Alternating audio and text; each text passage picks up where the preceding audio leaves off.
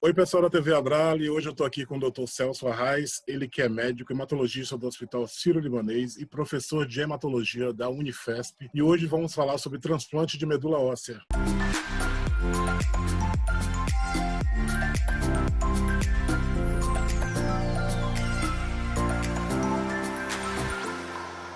Doutor Celso, muito obrigado por sua participação aqui na TV Abrali. Para iniciar a nossa conversa, eu gostaria de saber o que é o transplante de medula óssea. Olá a todos, prazer estar aqui. Obrigado aí, Thiago, pelo convite. A Abrali, é um prazer estar aqui e poder falar com vocês. É super importante essa comunicação, acho que tem tantas dúvidas, né? Eu dou aula para os alunos de graduação e a gente fala isso, transplante de medula, mesmo para os médicos que não são da área, é tudo muito misterioso, é tudo muito desconhecido. Então é importante esse espaço para que a gente possa esclarecer, né? O transplante de medula óssea é um procedimento que não envolve cirurgia, não envolve retirada de um órgão, não envolve um procedimento mais cirúrgico, muito mais um procedimento técnico do que cirúrgico. Isso confunde um pouco a cabeça das pessoas. É muito comum os pacientes ligarem para os familiares, que dia que foi a cirurgia, como é que está a recuperação, sendo que, na verdade, o transplante é um procedimento mais, que a gente classificaria na linhagem das terapias celulares. Então, na verdade, você retira uma parte das células tronco de uma pessoa ou da própria pessoa, e depois a gente vai esclarecer isso, e você transfunde como uma transfusão de sangue. Então, basicamente, você injeta células tronco, que são células que são capazes de produzir qualquer célula derivada do sangue, e a célula tronco, ela tem uma capacidade, ela mesma sabe onde ela mora, ela entra no sangue, ela procura o lugar dela, entra dentro do osso, se aloja, se multiplica, então você não precisa cortar, você não precisa injetar direto na medula, você injeta no sangue como uma transfusão, de modo a substituir completamente ou até parcialmente, em algumas doenças, em todo o sistema de produção de sangue da pessoa. Então esse é o conceito do que é um transplante de medula óssea. Muitas vezes se usa o termo, né, transplante de células troncos hematopoéticas, né? É a mesma coisa? Exatamente a mesma coisa. A gente tem o termo correto é transplante de célula tronco hematopoética e não de célula tronco no geral. Por que é esse o nome correto? Porque a célula tronco tem vários níveis de célula tronco. Tem a célula tronco embrionária, que gera inclusive uma controvérsia, existe algumas religiões que são contra, porque seria você pegar um embrião humano, retirar células de um embrião. Então essas células são capazes de produzir qualquer tecido, qualquer órgão, pulmão, coração, fígado. Não tem nada a ver com o que a gente faz. E a célula tronco hematopoética é a célula tronco que só é capaz de produzir sangue. Então ela só é capaz de produzir glóbulos vermelhos, glóbulos brancos, plaquetas. Ela não é capaz de produzir cérebro, coração, fígado. Ela não é capaz de produzir outros órgãos. Então por isso que tem que ser, o nome correto é esse. Não é um transplante de célula tronco, é um transplante de célula tronco predestinado a produzir sangue. Célula tronco hematopoética. Então esse é um conceito importante. Muitas vezes você vê as pessoas se preocupando com isso. Mas de onde que vai tirar? Isso envolve embrião, isso não está aprovado. Então, na verdade, não tem nada a ver. A gente está tirando uma célula que só é capaz de produzir sangue injetando em outra pessoa. Quando a gente vê, por exemplo, algumas pessoas confundem mesmo o cordão umbilical. Fala, eu vou congelar cordão umbilical para garantir no futuro, se eu tiver um infarto, tiver um derrame, eu poder usar, porque a célula tronco do cordão vai poder virar qualquer coisa. E assim como qualquer fonte de célula tronco hematopoética, o cordão umbilical é capaz de gerar também célula tronco hematopoética e produzir novas células sanguíneas e não qualquer célula do corpo. Então, por isso que o nome correto é esse, transplante de células tronco hematopoética, ou célula progenitora, talvez. Tem alguns lugares que preferem até usar esse termo para não confundir com a célula tronco embrionária, né? Tratando-se de transplante de medula óssea, né, de TMO, né, quando que ele é indicado, né? A gente sabe que a hematologia é muito ampla, né, a oncohematologia também, né? Então existem doenças com característica benigna, né, e outras que a gente denomina cânceres do sangue, né? Sim. Quando que são indicados, né? E todas elas possuem indicação? Na verdade, o transplante são boas perguntas e, como eu falei, mesmo os médicos não vão saber responder quem não é da área, né? O transplante ele está indicado principalmente, a grande maioria dos pacientes, pouco mais de 85% dos casos que a gente faz são leucemias. Então, principalmente leucemia mieloide aguda e leucemia linfóide aguda. São as duas principais indicações. Depois, algumas outras neoplasias hematológicas, então a mielodisplasia, os linfomas e o mieloma são também muito comuns. Quando a gente fala em indicações, amplamente falando, tanto para transplante de uma pessoa para outra, que é o alogênico, como autólogo, essas são as principais indicações, neoplasias hematológicas, principalmente leucemias agudas, linfomas, mieloma. Quando a gente fala em transplante Autólogo, aí sem dúvida, basicamente são os linfomas e os mielomas são as principais indicações. Além disso, então uma porcentagem menor, mas também importante são as doenças benignas, como você colocou. O nome benigno, ele até já é um nome antigo, porque são doenças igualmente graves. Quando a gente pensa numa anemia aplásica, como diz o próprio nome, anemia aplásica grave, é uma doença super preocupante, assim como é a leucemia. Então, quando a gente fala que uma doença é grave, não é no sentido de assustar o paciente, mas no sentido de que ele entenda que exige um tratamento especializado e que envolve transplante. Então, a gente usa um termo hoje que são doenças não malignas. Talvez seja mais adequado do que chamar de benigna, justamente porque é uma doença que gera bastante problema também. Mas representa essa porcentagem, 10, 15% dos casos são para as anemias desse tipo, anemia aplásica, algumas doenças hereditárias também, como, por exemplo, a anemia falciforme, a talassemia, anemia de Fanconi. Então, todas são doenças que são originalmente, entre aspas, benignas, mas que causam muitos problemas à saúde da pessoa que podem ser curadas com um transplante. Além disso, e com uma frequência bem menor, algumas raras exceções de tumores sólidos que o oncologista trata, principalmente sarcomas e tumores germinativos, por exemplo, de testículo ou germinativos não diferenciados, que podem também serem tratados com autotransplante. Basicamente, resumiria aí 99% das indicações de transplante que a gente faz hoje em dia. Dentro do contexto de transplante de medula óssea, muitos pacientes, né, buscam esse assunto e ficam com dúvidas sobre essas questões referentes à compatibilidade, né? O que quer dizer ser 100% compatível? Por exemplo, tem relação com o tipo sanguíneo? Exato, não tem. E também é uma boa pergunta, assim, a compatibilidade, ela está relacionada todos nós temos no cromossomo, a gente tem 46 cromossomos, a gente tem no cromossomo 6, que é metade do pai, metade da mãe, a gente tem um sistema que nos ajuda a identificar o que é nosso e o que é dos outros. Então, quando a gente fala compatibilidade, significa que a gente tem que ter todos os genes, tanto maternos como paternos, tem que ser iguais do doador para o receptor, para a gente chamar de 100%. Então, é um sistema que ajuda a identificar o que é nosso e o que é não nosso, que em inglês usa um termo que é não self. No ano passado a gente não sabia, os primeiros transplantes lá, a gente não, né? Quando foram feitos nos anos 50, eles não tinham a menor noção que isso existia, pegava de uma pessoa para outra e aí não dava certo. Os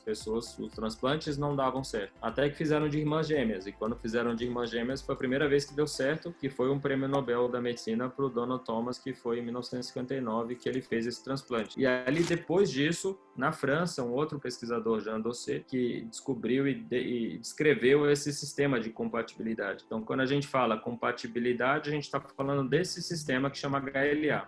A gente não está falando de tipo sanguíneo, a gente não está falando de semelhança física. Então, tem muitos irmãos que falam, mas o mais parecido é aquele, acho que ele que vai dar compatível. Não tem nada a ver.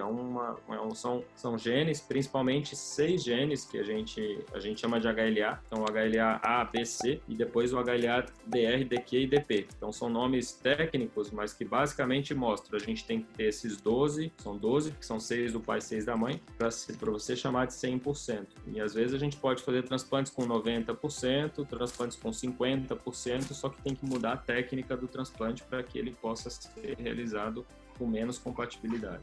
Ainda dentro dessa compatibilidade, dessa questão de transplante de medula óssea, quais são os tipos, doutor? A gente ouve falar em autólogo, alogênico, haploidêntico, né? O senhor poderia falar um pouco sobre cada um? Então, é super importante também a pergunta, é importante para todo mundo que lida com tenha essas doenças, ou em você ou em sua família, ou que, mesmo como eu falei, para outros médicos que vão lidar com pacientes que têm esses problemas, assim como a maior parte da população, mesmo os médicos não têm muita noção, né? Então, é um paciente de transplante, então ele deve ter imunidade muito baixa, como se todos fossem iguais. Então, quais são os conceitos? Transplante autólogo, em primeiro lugar. Por definição, não é transplante. Transplante significa tirar de um e colocar no outro. Transplante autólogo não é transplante. O nome correto é quimioterapia em doses altas, seguido de resgate com célula-tronco.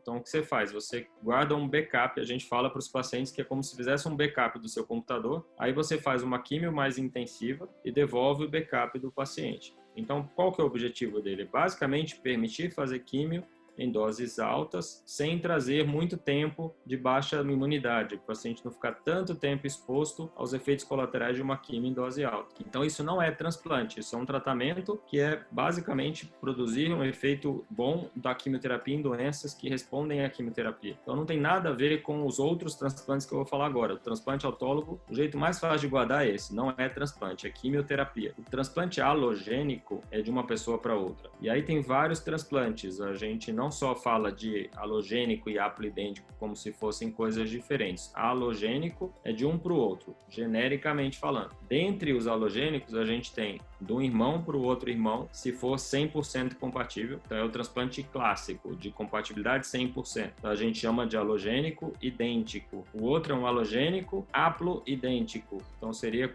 50% idêntico, enquanto que o outro é 100% idêntico. Então, entre irmãos, a gente só faz esses dois tipos, ou ele é 50% ou ele é 100%. Não tem meio termo, né? Então, a pessoa fala, meu irmão é 90%, é 80%, até pode ser. Por definição você tem os dois genes, tanto do pai quanto da mãe iguais, ou só um dos dois é igual. Então, são os dois tipos de transplante dentro da família. Por isso que todos eles são halogênicos, que é de uma pessoa para outra. O que mudou com essa modalidade dos 50% é que antes a gente só ia encontrar mais ou menos um quarto das pessoas iam ter um irmão compatível, porque não é tão comum você ter, muitas pessoas não têm tantos irmãos, quando tem um ou dois, e nisso a gente não achava doador para tanta gente. E com um haplo idêntico, como você só precisa de uma parte, ou do pai ou da mãe, você pode encontrar tanto entre irmãos, 50%, como para qualquer geração, para cima ou para baixo. E mesmo primos, sobrinhos. Então, se você tem um gene que era da sua mãe, ele pode ter sido passado para o seu irmão, como pode ter sido passado para o seu filho, para o seu primo, para o seu tio, para o seu sobrinho. Então, amplia muito a possibilidade de doadores. Então, hoje, a gente fala, por conta da disponibilidade dessa técnica, e que no Brasil ela está disponível nos principais centros de referência em transplante, que ampliou muito. É muito difícil uma pessoa não ter um doador, porque realmente é só aquela pessoa que ou é adotiva, não conhece a família, ou uma pessoa idosa que não teve filhos, que aí realmente às vezes só tem irmãos idosos e não tem sobrinhos, o que é incomum. É mais comum quase todo mundo ter algum doador com essa possibilidade. E a terceira opção de doadores halogênicos, de novo, de um para o outro, é do banco de medula ou dos bancos de cordão. Então, as primeiras duas que eu falei, 100% ou 50% entre os familiares. No banco de medula, você pode tanto ter um doador 100% como 90%. Aí no banco, sim, como não é familiar, você pode chegar até 90% e hoje com técnicas diferentes você consegue fazer também com segurança, mesmo não sendo 100%